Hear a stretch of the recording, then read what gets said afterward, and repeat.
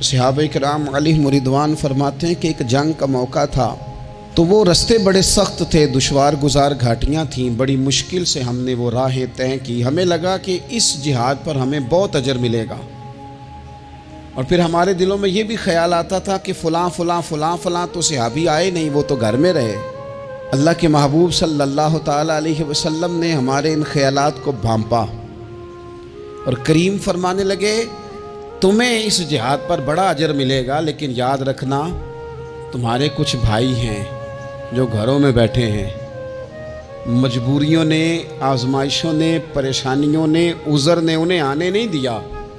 जितना तुम्हें सब्र करके, मुशक्क़त झील के, सफ़र करके जिहाद का सवाब मिलेगा, उतना ही उन्हें घर बैठे बैठे भी सवाब मिलेगा।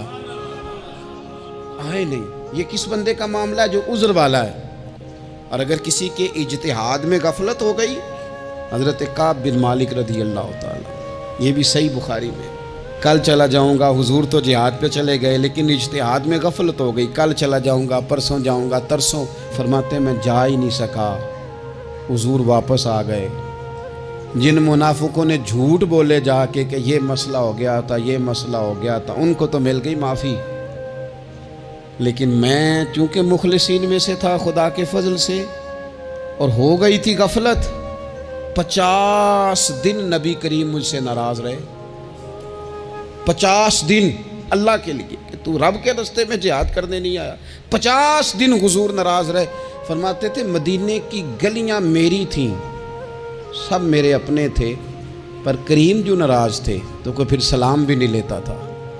मुझे यूँ लगता था कि मुझे देखकर हवाएं और फ़िज़ाएं भी रास्ते बदल जाती हैं। 50 दिन मैं मस्जिद में आता था, जब मैं चेहरा इधर करता तो हुजूर मुझे देखते, और जब मैं हुजूर को देखता तो करीम चेहरा बदल लेते। मैं वेखा ते यार ना वेखे, ते जदों ना वेखा उदों वेखे।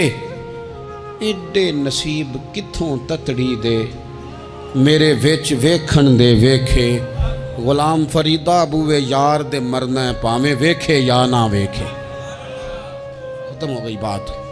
हज़रत काब बिन मालिक कहते हैं 50 दिन के बाद फिर रब करीम ने मेरी तौबा कबूल की, और मदीने वाले रसूल ने ऐलान फरमाया, जो उज़र की वजह से नहीं जा सके, मजबूरी से, उन्हें घर बैठे बैठे सवाब है, लेकिन जिन के इज्तिहाद में गफलत हुई, समझने में गफलत हुई, कल परसों तरसों चले जाएंगे, उनसे 50-50 दिनों की नाराज़गी है।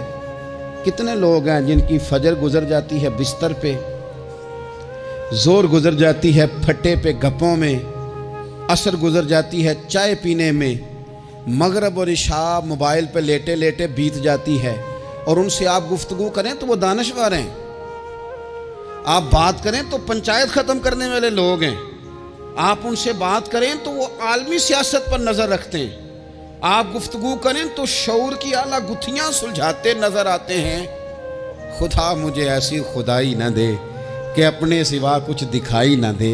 ये गफलतें हैं, ये शोरश है, ये अपने मुंह से खुद मियाँ मिट्ठू बनना है। इस गफलत को थोड़ा सा तोड़ा जाए, वरना जंग लग जाता है सलाहियतों को। जो लोग थोड़े दिन मोटरसाइकिल नहीं ना चलाते, उनके लिए मुश्किल हो जाता है फिर उसको स्टार्ट करना भी।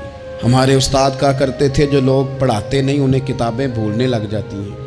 जो लोग कोई काम करते नहीं, फिर वो आहिस्ता आहिस्ता वो ज़ंग आलूद हो जाता है, वो कहते हैं अब नहीं हो सकता तुमसे, अब मुश्किल है। सज्जनों, दोस्तों, बुज़ुर्गों, भाइयों, जो लोग शुरू में इबादतों के आदी नहीं होते, वक्त ज़ाया करते हैं, बुढ़ापे में दिल करता है तौबा हो जाए, लेकिन अपने माथे को सजदे की आदत ही नहीं डाली।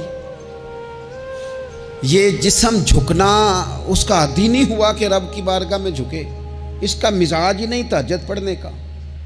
सारा कुछ हो जाता है। मैंने सियासत करने वाले, पंचायत ख़त्म करने वाले, चुदराहट करने वाले, वज़ादारी रखने वाले रातों को तहज्जुद पढ़ते भी देखे हैं। मैंने कुरान पाक से प्यार करते देखे हैं। मैं गवाह हूँ बहुत सारे लोगों का। ये काम हो जाता है। शर्त ये है कि बंदा अपनी गफलत की पट्टी थोड़ी देर के लिए खोले।